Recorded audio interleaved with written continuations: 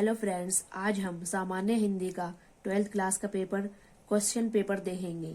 कल ये एग्जाम में इसमें से कुछ ना कुछ क्वेश्चन आ सकते हैं। सो स्टार्ट करते हैं। पहला है खंड कै। पहला क्वेश्चन है, हरियोत की ठेठ हिंदी की ठाठ कीर्ति की विधा है। आपको इसका आंसर देखना है, चारों में से कौन सा है। भूले बिसरे चेहरे कीर्ति के लेखक हैं। वासुदेव शरण अग्रवाल लेखक हैं। आलोचना साहित्य कालिदास की लालित्य योजना के लेखक हैं। इंद्रजाल कहानी संग्रह के लेखक हैं।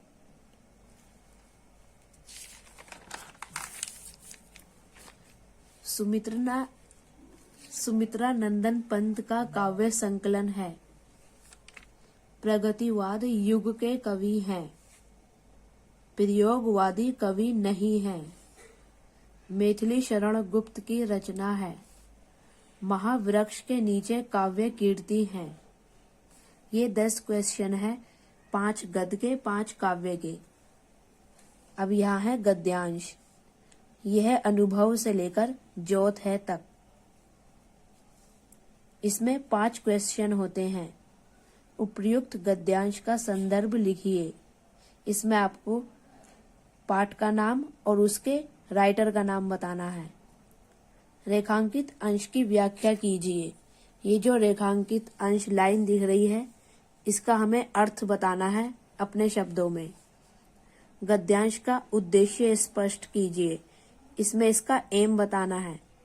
कौन सी ज्योति विश्व की सर्वोत्तम ज्योति है। लेखक ने किसके मुस्कान में जीवन का चित्रण किया है। इन सब के आंसर आपको इसमें ही मिलेंगे। इसमें अथवा का ऑप्शन होता है। भाषा स्वयं से लेकर आवश्यकता है तक। इसमें भी आपको पाठ के शीर्षक और लेखक का नाम बताना है। रेखांकित अंश की व्याख्या कीजिए। नए शब्दों की खोज क्यों आवश्यक है। संस्कृति का एक अटूट अंग क्या है। किसके लिए भाषा के परंपरागत प्रयोग पर्याप्त नहीं है। इसमें एक भाषा वाला चैप्टर है, ये उसका है। अब है पद्यांश। निरख सिखी से लेकर लाए तक। उपयुक्त पद्यांश का संदर्भ लिखिए। सखी को खंजन पक्षी दिखाने से क्या तात्पर्य है। रेखांकित अंश की व्याख्या कीजिए। कवि ने पद्यांश में किस ऋतु का वर्णन किया है। नयन और कमल शब्द के 2 पर्यायवाची शब्द लिखिए।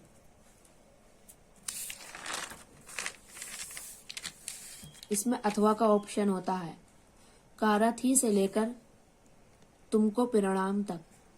विगत संस्कृति में कौन कौन सी दीवारें थी। जड़ बंधन मिथ्या है और राम सत्य है। ये अध्योष करने कौन आया। नानरतन जयति सत्य का अर्थ स्पष्ट कीजिए। रेखांकित अंश का भावार्थ लिखिए।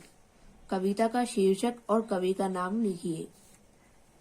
5th क्वेश्चन है, निम्नलिखित में से किसी एक लेखक का साहित्यिक परिचय देते हुए उनकी प्रमुख कीर्तियों का उल्लेख कीजिए।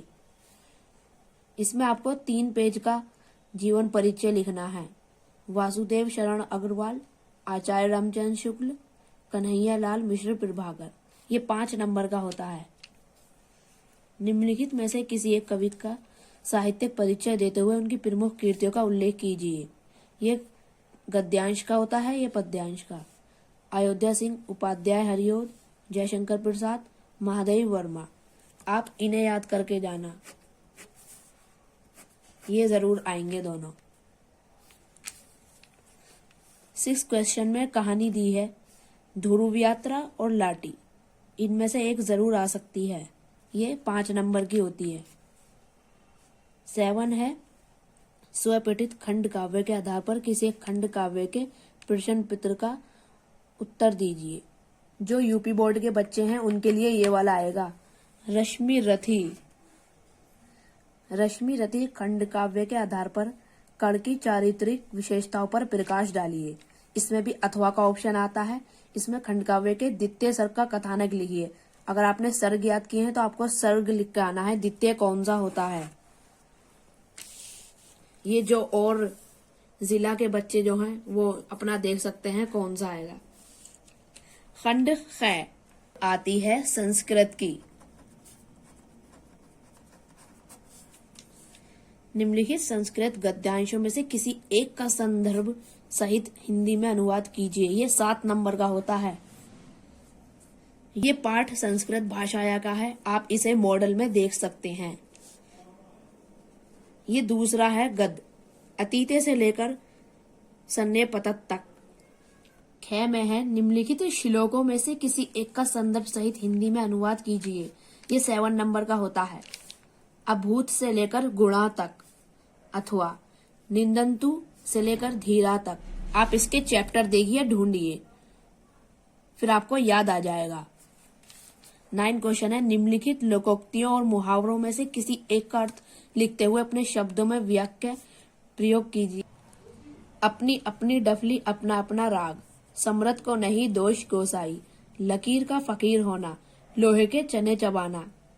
10वां क्वेश्चन है अपठित गद्यांश पर आधारित प्रश्नों के उत्तर दीजिए। ये अनसीन पैसेज होता है 5 नंबर का, इसको आपको पढ़ना है। इसमें आपको इसके आंसर मिल जाएंगे। ये मॉडल में भी होता है। यहाँ से हमारी व्याकरण स्टार्ट हो गई है। निम्नलिखित शब्द युग्मों का सही अर्थ चयन करके लिखिए। शूर या सूर, इसका आंसर आपको देखना है। भवन और भुवन, इसका भी आंसर इसमें मिल जाएगा। निम्नलिखित शब्दों में से किसी एक शब्द के 2 अर्थ लिखिए।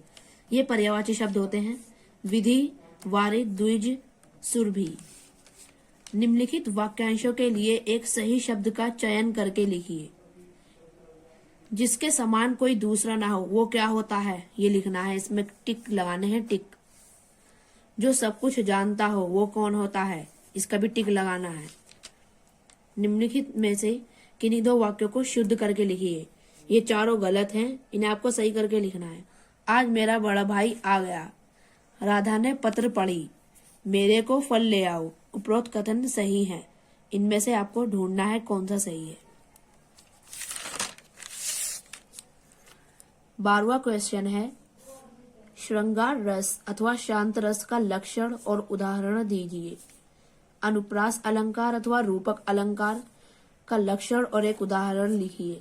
दोहा छंद अथवा चौपाई छंद का लक्षण, उदाहरण लिखिए। 13वां क्वेश्चन है अपनी गली मोहल्ले की नालियों की समुचित सफाई हेतु नगर निगम के स्वास्थ्य अधिकारियों को पत्र लिखिए। अथवा अपने प्रधानाचार्य को छात्रवृत्ति के लिए एक आवेदन पत्र लिखिए। 14वां क्वेश्चन निम्नलिखित विषयों में से किसी एक पर अपनी भाषा शैली में निबंध लिखिए। 9 नंबर का। निम्नलिखित विषयों में से किसी एक पर अपनी भाषा शैली में निबंध लिखिए। राष्ट्रीय एकता वर्तमान समय की अनिवार्य आवश्यकता, बढ़ती जनसंख्या तथा रोजगार की समस्या, मेरा प्रिय साहित्यकार, कृषक जीवन की त्रासदी, पर्यावरण संरक्षण की आवश्यकता। ये यूपी बोर्ड का पेपर है हिंदी का, जो 24 फरवरी को होगा, कल को। लेकिन ये प्रीवियस क्वेश्चन पेपर है, इसे आपको सॉल्व करना है। इनमें से कुछ ना कुछ जरूर आएगा। ये रहा मेरा नाम, ये रहा रोल नंबर।